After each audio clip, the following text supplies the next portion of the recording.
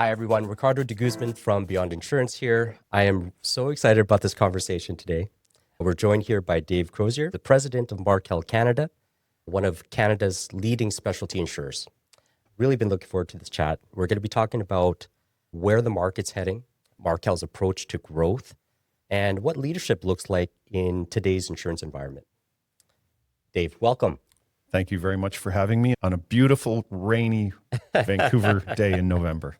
Brings back good memories. You could pretty much just say a day beautiful day in Vancouver. Dave, you're from Toronto, right? Yeah. That's where I currently hail from. Do you get out here often? Or? I do. I'm fortunate enough that I live part-time in Kelowna because my kids are there, and I have since 2014. So I spend at least a week, a month in British Columbia. I have a lot of history out here as well, in that I lived in Vancouver for the entirety of the 90s. And then in Calgary for 3 years. So I have a lot of opportunity, a lot of desire to be back in the West. And it's always nice. Being in Vancouver is like a breath of fresh air. Great. Well, welcome back. Thank you. Dave, before we dive in, should we talk about the elephant in the room? I've got to ask, how are you feeling about the Game 7 Blue Jays loss over the last weekend? Well, I have the misfortune of being a Toronto Maple Leafs fan, so I know disappointment. I will say I'm not as big a baseball fan, but it's hard not to get caught up in excitement that can grab the attention of an entire country. That was, I think, the greatest thing of the Blue Jays run. You see this continuation of Canada coming together and saying, we can do this. And there are a lot of smiles on faces. Tough loss at the end, many chances to win it. They couldn't pull it off. But what I really like is the next day, the news wasn't doom and gloom. It was, let's talk about what brought this team together. Let's talk about how Canada came together around the team. Let's talk about how good that was, not that we didn't end up winning the final game. Yeah, it was amazing. It was amazing. And even back over here on the West, traditionally we don't cheer for Toronto teams, but in this case we made an exception. So yeah, it's nice. Toronto's a big city and it can sometimes be a little bit cold. It's nice when it feels electric and warm and human and there are people out having a joint celebration. It was really, really great to see. It was great. Yeah. Well, from baseball to insurance, probably not the smoothest segment, but let's work with it. Dave, I'm curious, has insurance always been on your radar? Was it always on your radar? Or did you, something along the way kind of inspire you towards that path? I graduated during a recession in the early 90s. And I was dating the daughter of a very senior banker at Bank of Montreal. And he said, how are you going to keep my daughter in the style to which she's become accustomed? I looked around at his ranch where he had 6 horses. And I said, I'm not. And he said, but what are you going to do? And that got me thinking. Coming out of my high school, I'm from lovely Leamington, Ontario, which is the southernmost point in Canada. I had really enjoyed math. That's not what I went away to university for, but I thought, what a great fit of kind of math and communications would a career in finance be? And so I looked to get into risk management in finance, either banking, stockbroking, or insurance. Risk management means something different in insurance. I ended up getting the opportunity to work at Continental and was part of their trainee program, which was a fantastic training ground back in the day, and never looked back after that, because this industry is one of those rare combinations where you have deep personal relationships, some true characters, and you're dealing with new and different things every day because our mutual clients are out there building new worlds, changing their businesses, and we have to adapt to it. It's very few industries, I think, where you can have that kind of broad exposure, be able to go deep on some things and understand so many other things. I've really enjoyed that.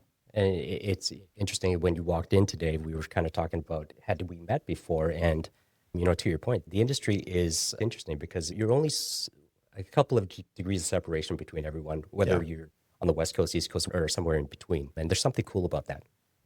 It really is that you always know someone who knows someone who worked with you, or you worked at the same place, but your times didn't quite overlap, or you met at a charitable event or something like that. Right. Well, clearly, you've seen and done a lot over the years. Is there something that keeps you passionate about this industry at this point? Well, we are a people industry, and that is what keeps me passionate, is the people that I'm fortunate enough to work with, both at my organization and with our distribution partners and clients, because you're always learning something new from people. we're an industry that's based on contracts and promises. Anyone can write a contract and anyone with a photocopier can steal it. Anyone can live up to a promise or not. It's the how and the who does it. And that's what has really driven my passion is being able to meet people to help to influence their careers and have them influence mine, to learn from them, to try and teach them what I know.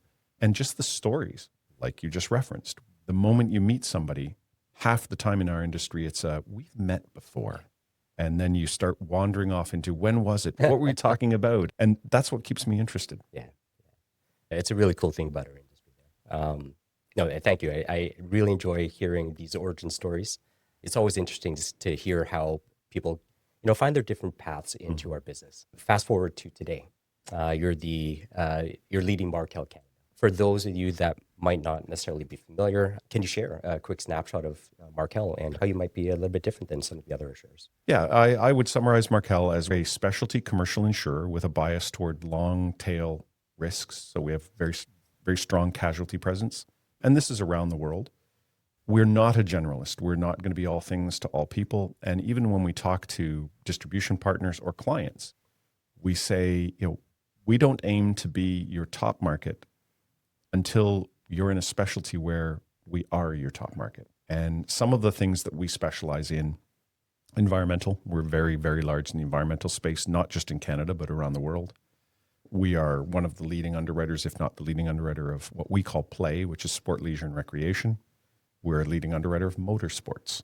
We are in the care sector, which would be anything that involves vulnerable individuals, daycare, seniors, treatment centers, that sort of thing, education. We really aim to specialize in sectors where we can bring either coverage, underwriting expertise, claims expertise, or a host of services that are not easily replicatable or not available elsewhere. We really do want to partner with our distribution partners and clients to wrap our arms around as much of the risk that they have and offer them protection and the promise that we're there when they need us. Markel has been known for always trying to innovate. Innovation's a big word and a lot of people throw it around. In the States, for example, we got our start in 1930 because Sam Markel identified there was a need. There wasn't public busing system. There were jitneys that were taking people back and forth to work. And these were just modified trucks. People would occasionally fall off the jitneys.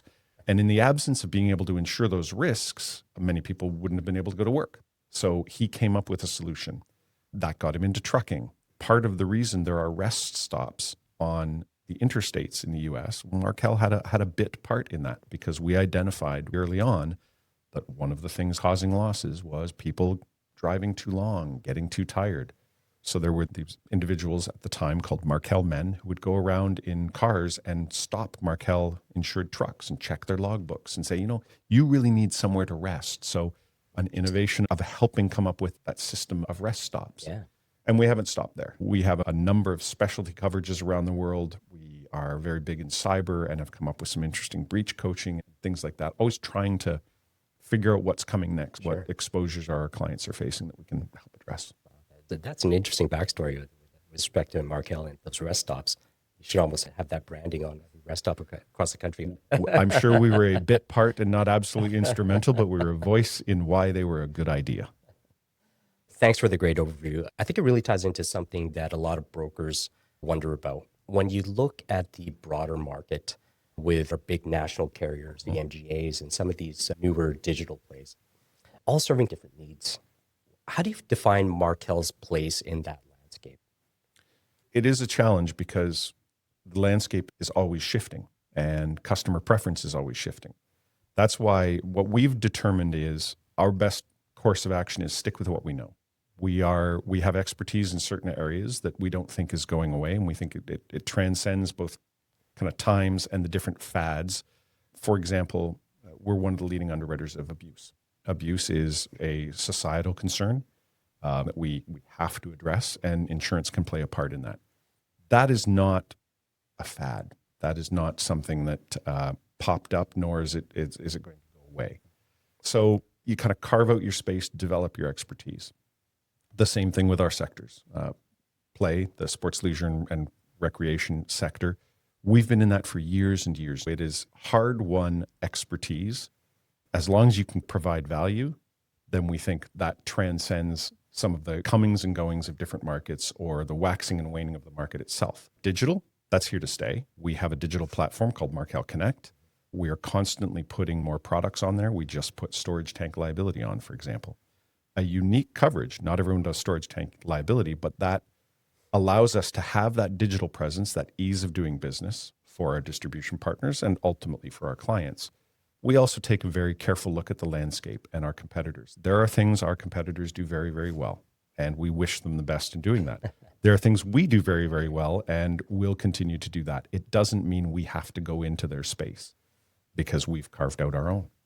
Sure. When we think about digital, a lot of times we're seeing out there as brokers, a lot of that low-hanging fruit, small premium, smaller business, those types of things. You can just bang them out. The risks are somewhat homogenous from each other. Sound like that's really a space that Markel plays in. Is that an accurate statement? We do want exposure to SME, small and medium enterprise. When you look at the landscape in Canada, most employers and businesses in this country are under 6 employees. They're very reasonable revenues. They still have insurance needs. And we want to ensure that if we have a specialty or something that would speak to them, we want to be able to deliver it to them in a cost-effective way and a way that's meaningful to them and their broker. Many small businesses have an environmental exposure. Many small businesses have a cyber exposure. They still need that taken care of. With Markel Connect, we think that is one way we can do that. We have a number of programs, including delegated programs, where we'll either keep the underwriting authority or give that authority to a partner. We have one of the largest sports and fitness programs in Canada. So yoga instructors, right down to individuals. We think it's important to address their needs because they are also the people who become the larger entities or grow, and we want to grow with them. I think you have to pay attention to your customers wherever they are in the life cycle. And then again, relying on our expertise and what we bring to the table that we think is different, we seek to address their needs, being careful not to say that we can be all things to all people, because then we'd spread ourselves too thin and frankly would not bring anything of value to them. That's really helpful context, Dave. Now, let's talk about the market itself. There's a lot happening out there. We've seen a lot of movement in the market over the last year, especially in the property segment. I'm curious how you're seeing things across the liability space right now. Well, it's an interesting market in that it's, in some sense, a diverging market. Traditionally, back in the day, there were soft markets and hard markets. Now, there are portions of the current marketplace that are undergoing what would be traditionally called soft conditions. Lots of capacity, new competitors quite often in those spaces, rating that's under some pressure. And that's generally because the last few years have been quite profitable for the insurance industry, and that does attract competitors to a safe, mature, fantastic market like Canada. So areas like directors and officers, cyber, and as you mentioned, property. The property one's interesting because, as everyone knows, Canada in the last few years has had our fair share of catastrophes and a lot of property activity. But we're still seeing a bifurcated market in property. If you have catastrophe-exposed property or you've suffered loss, you're probably experiencing a different market than someone who's not as cat-exposed or hasn't had those losses. Then you turn to liability. The reason liability is so interesting is currently the U.S. is really struggling with the casualty climate in the U.S. Rates are going up in strong double digits. You've got coverage concerns. You've got profitability concerns. There's the impacts of social inflation, the economy, jurisprudence, and legal jurisdictions they have down there. That doesn't necessarily leak across the border into Canada, but the border isn't a wall. So we see things such as third-party litigation funding coming to Canada. And one of the challenges here is it's even less regulated here than it is in the U.S. So that's when a third party joins in a lawsuit or funds a lawsuit and then seeks to take part of the settlement when and if it comes. Gotcha. We've got some social inflation here as well, with the expectations around I've been injured or something bad has happened. More and more, it's now, how do I pursue justice as a result of that? So we're seeing some pressure on our casualty market as a result. You see a little less competition there, and rates are much more flattish to up slightly. They're a more cautious approach, and I would say a more disciplined approach. Gotcha.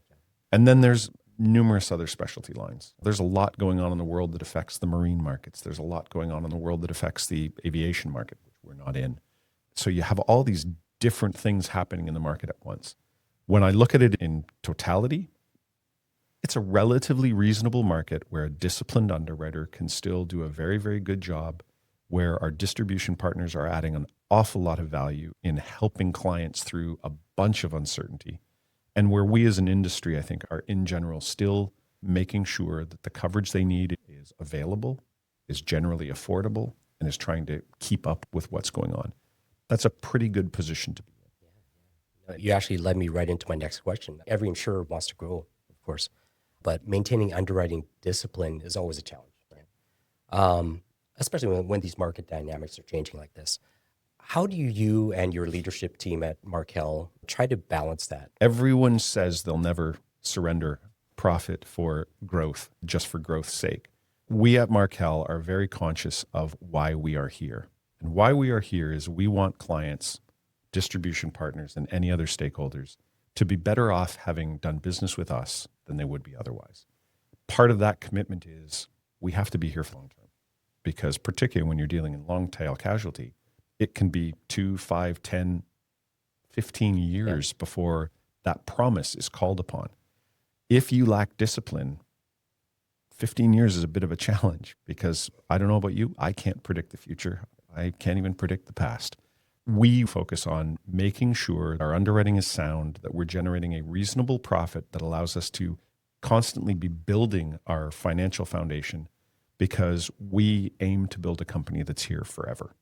And when you're building a company that's here forever, sure, a quarter is important, a year is important, and you want to do the best you can do, but not at the expense or by mortgaging the future. So our underwriters know that their number one job is risk selection, working with our distribution partners and clients to offer our products to those people who value them the most, to make sure that they have the coverage at what we deem is as right terms and conditions as can be. And in a volatile market, sometimes that means you have to walk away from a piece of business and hope that the relationship comes back one day, or that you've got to be as flexible as you can be to ensure that that relationship continues for as long as it can. Now, let's bring it a little bit closer to home for a second, Dave, to the broker community. The broker-insurer relationship has evolved a lot when it comes to technology and data. From your perspective, what defines a strong broker-carrier relationship today? I think the strongest broker-carrier relationships are built on honesty. They're built on one of the tenets of insurance, which is good faith. Sharing information, sharing strategy, and realizing what we're trying to achieve. And what we're trying to achieve ultimately is the satisfaction of the client. Because were it not for the client, none of us exist. Great broker-carrier relationships are marked by openness, transparency of what each other are facing, the challenges that we're having with a client, with an exposure, with a market, and trying to find mutually beneficial and mutually sustainable solutions to that. One side winning all the time. We have to be stable. We have to be solid. The broker and client relationship is sacrosanct, and the carrier can't get in the middle of that, because that's all short-term wins that mortgage kind of the long-term. So again, I see the best broker-carrier relationships to be those ones that are built on mutual respect, trust, recognition of each other's experience, and what we each bring to the table. You touched on something there, and I'm going to go a little bit off script right here. It's always understanding that there's real people, there's real businesses at the end of that, at the beginning of that. Mm-hmm. Do you think in our current distribution setups, where a lot of the carriers have desk underwriters, mm-hmm. Back in the day, there was a lot more encouragement of underwriters getting away from the desk, going to see risk. Do you think we've gotten away from that too much? I'm certainly going to show my age here by saying, yes, I do think we've gotten away from that, and potentially a little bit too much. There is nothing more powerful than seeing a customer in their business, seeing what they're facing, understanding what their concerns are day to day. And you can't do that very successfully from behind a screen. You can't do that very successfully over email. So do I worry that we're losing a little bit of something? Yes, but I think just as that has changed, it could almost as easily change back. The rise of AI is going to reshape our industry, it's not, in my opinion, going to reshape the relationships. It may actually make space for those relationships to flourish by taking away some of the more routine information gathering. Data can be gathered in a number of different places, and it would allow us to focus on getting brokers and carriers together, getting brokers and clients together, getting the three together, and truly understanding what is the client's business, what's their exposure, what are they facing, what do they worry about that we can help to address. We've got to make some space for that. Because yes, we do otherwise run the risk that we just saying, oh, we're so busy, we have to kind of churn through a bunch of activities without ever realizing those activities are ultimately to satisfy someone's need. Absolutely. And you need to know them and know what their needs are in order to satisfy them.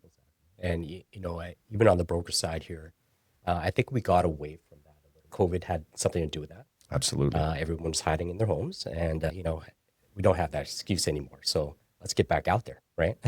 Yep. You mentioned specialization earlier, and that's something Markel is really known for. But that can obviously mean different things to different people. Which areas or emerging risks are you most excited about right now? Most excited about or most concerned about? Both. First, I'll say specialization to us means building or bringing expertise that is not widely available elsewhere. It could be to what somebody would say is a generalist risk. But if you're bringing a service, underwriting experience, claims handling expertise, relationship expertise, many brokers offer a wider range of services than I think people understand when it comes to contracts and understanding where customers are trading, and the multitude of exposures they face. Those can all be specializations inside very generalist risk categories. Sure. So the way we look at it is if we bring something that offers an expertise or experience that is not widely available, that is specialization. Now, how do we ensure that is tailored to the customer, is made aware to the customer, that they know it exists, so that we can bring it to bear on their risk? Since Markel operates on a global scale, I imagine you've got a front row seat to seeing a lot of this innovation that's happening all over the world. Are there trends or innovations you've been seeing internationally that you think could really benefit Canadian clients? Well, I'm pleased to say that some of the innovation we see internally at Markel is being generated by Canada. We were among the first worldwide to engage in robotic process automation for things like bordereaux and information ingestion. We have been pioneers in the use of AI, both in an underwriting context or to help us with some of those lower value routine tasks that have to happen, that free up our teams to interact with our distribution partners. But some things that we're seeing around the world, definitely the rise of data. That's universal, that our industry has been sitting on vast pools of data, and we haven't necessarily known what to do with it or how. That's changing rapidly. Here in Canada, we've invested in a data analytics team. We want to use that data to benefit our distribution partners and clients so that we can better assess and address risk. I recall a couple of years ago, Aviva in the UK said, we see a day when the only thing you'll need to get homeowners insurance is your name, because all the other information will be available. Yeah. So innovations like that, where we're actively trying to make our mutual clients' lives easier, because by making our mutual clients' lives easier, we make our own lives easier and our business gets easier to transact. It opens up that space for us to maintain those relationships that really drive the industry. Other innovations that you see around the world is you see insurance becoming a lot more of a service. So I'll look to cyber for that. Cyber is a rapidly growing exposure. It's a rapidly growing coverage. Growing right alongside it, out of necessity, are things like breach coaches and systems checks and diagnostics that would have been unthinkable to us 10, 15 years ago. Well, it's very much our place to offer now. No, I think we had some semblance of it. Like, I think to the property market, when we have loss prevention, we have risk management. These are all forms of that to some extent, but in a much more thoughtful way, I think a very targeted way, by identifying certain risks where we can help the client mitigate some of this risk before actually calling out their insurance. So it's quite interesting what's happening right now. I do recall one innovation at a former employer of mine. We had a fairly large farm book, and we experimented a little bit with thermal cameras and quickly found that, well, we'd never had a barn fire or any other kind of electrical incident anywhere that we'd used a thermal camera. Now, is that because we used thermal cameras on the best risks? Who knows? But we took that as the initiative to, well, let's broaden the scope of that program. Let's get more cameras into more people's hands.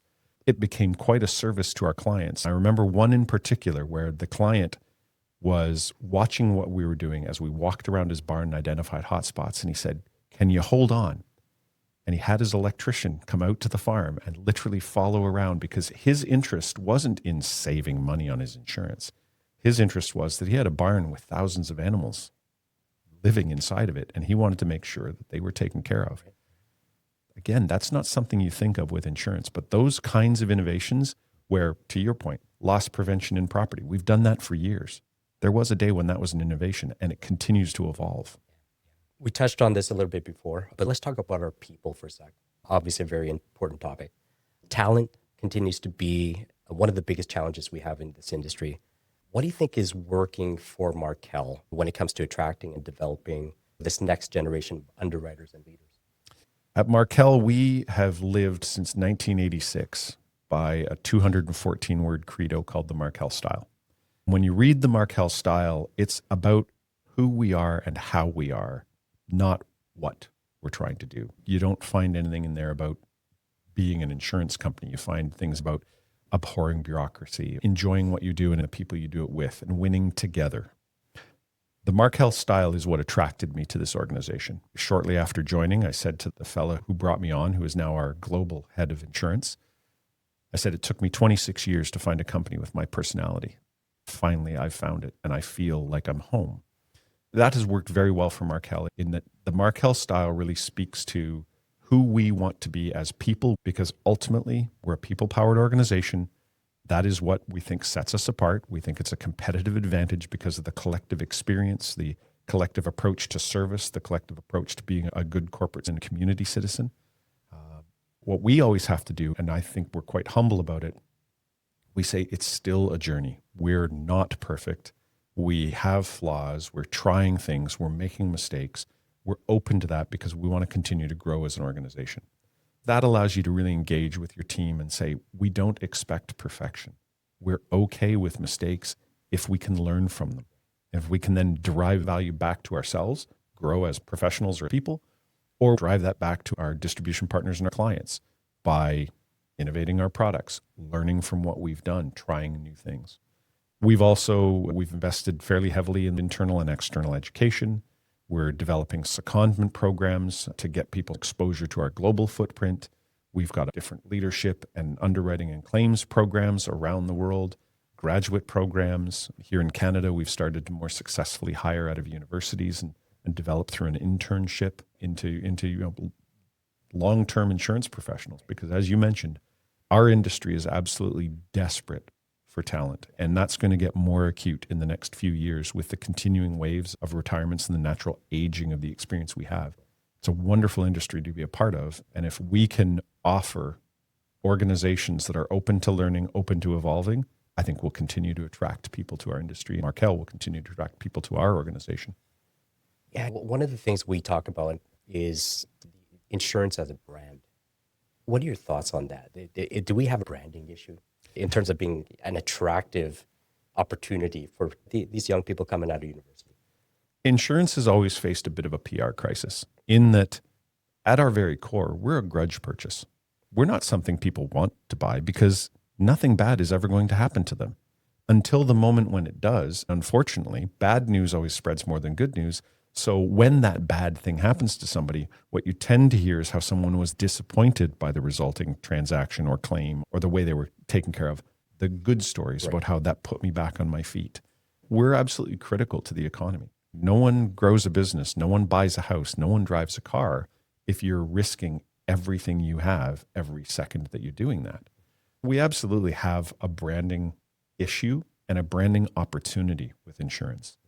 If we can go out and really express to people that this industry is somewhere where you'll meet some of the most interesting, most thought-provoking, and smartest characters you'll ever meet, If we can go out and promote that we are in an industry that helps the economy flourish, that helps the world get back on its feet when something untoward has happened, if we can go out to young people and say, we have an industry that has a fantastic track record of growing professionals, of meaningful work with a little bit less economic volatility. Often people say we're recession proof. We're not, but the insurance industry is a great place to build a career.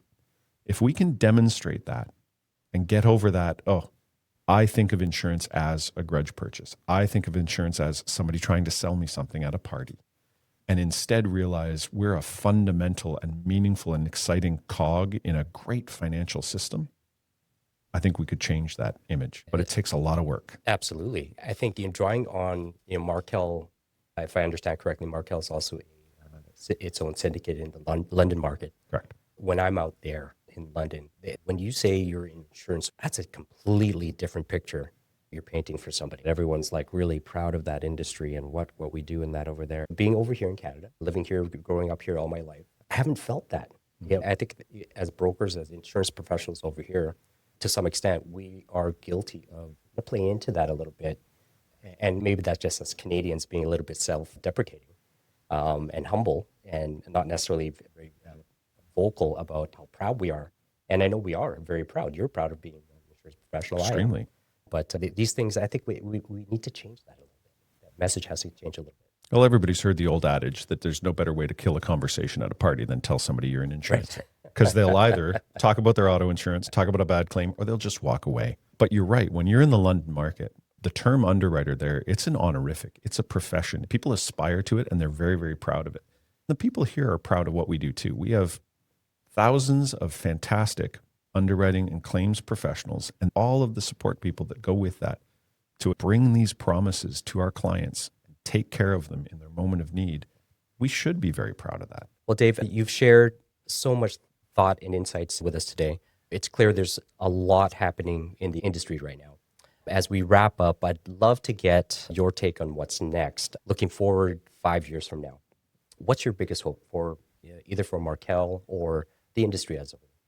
Well, for Markel, I hope that 5 years from now, we are more widely recognized as a meaningful specialty commercial company that really approaches clients' risk with solutions that make sense for them. I look forward to continuing to engage with our distribution partners and strengthening those relationships because brokers have a very meaningful role to play in the continuing development of the Canadian economy. Never more than now have customers needed a partner who can guide them through some of the risks that they're facing as they grow their businesses, particularly outside our borders. And brokers play a great role in that. And so I think that enhancement is going to continue for the next 5 years. I think as an industry, we're going to continue to innovate. We're going to bring more tools like you're seeing the industry bring with cyber. Those are going to spread. You're starting to see different tools for understanding property exposures in a different way, to mitigating risk rather than just paying for a risk once something has happened. So I think the industry is going to continue to get more sophisticated. We're going to engage more in technology that takes care of those routinized tasks and allows us to really rebuild the relationships and engage in discussions about how do we mitigate and handle risk. And I think that you're going to continue to see the industry evolve in terms of data and our use of data, having to ask customers fewer questions and yet still understand their risk better than we ever have before. All right, Dave, let's have a little fun with this one before we wrap up. If you weren't in insurance, what would you be doing? If I wasn't in insurance, I would be sitting behind a mic like this because I would love to be a voice actor. I would like to write down to, doing audio books. I can see this. I think that would be fantastic. It would be fun and it would be freedom. Yeah. Well, Dave, I'd like to wrap things up with a few lighthearted, rapid fire types of questions. Okay. Are you up for it? Absolutely. Oh, great. First thing that comes to your mind, coffee or tea? Decaf coffee. Early bird or night owl? I'm both. I like to get up very early, okay, but I always want to be the last one to bed. Interesting. Do you get much sleep? I do. It waxes and wanes. Favorite city to visit while you're on business? Careful. Well, I could pander and say Vancouver, but that's because of my deep ties and my love for this city. But I will say, as both an insurance professional and somebody who likes to travel, London always brings me back. I went through university for English, so I read a lot of books, love the history, love the insurance atmosphere there, and just love the city. There's always something new to discover. Good one. Go to comfort food when you're on the road. Anything with pasta. Anything with pasta. Okay. Yep. Do you have a favorite Italian pasta place out here? I tried Aquafarina last night. Okay. It was quite good. And Okay. I'm going to Robbie D'Amata tonight. So I'm always on the hunt for a new place. But I will say my favorite Italian restaurant in the world is in Old Montreal. And it's called Da Emma. Okay. Highly recommend. Clearly, you travel quite a bit. What is the one thing you make sure is in your carry-on bag before every trip? My AirPod Maxes. AirPod Maxes. Yep. I need that sound deadening. Yeah. And I work a lot on planes. I also listen to a lot of music. I could not travel without them. Those aren't the ones that do that retranslation thing, is it? I don't think so. Haven't tried that yet. Dave, thank you so much for your time today and for sharing your amazing insight. It's always such a great thing when we are able to hear directly from, leaders of our industry like yourself about where we're heading and, how we can all grow together. For everyone watching, I hope you enjoyed this behind-the-scenes look at how one of Canada's leading specialty insurers is navigating change and opportunity. Dave, thank you again. Thank you. Here's hoping the Jays go all the way next year. It's always next year. Thank you. Thank you.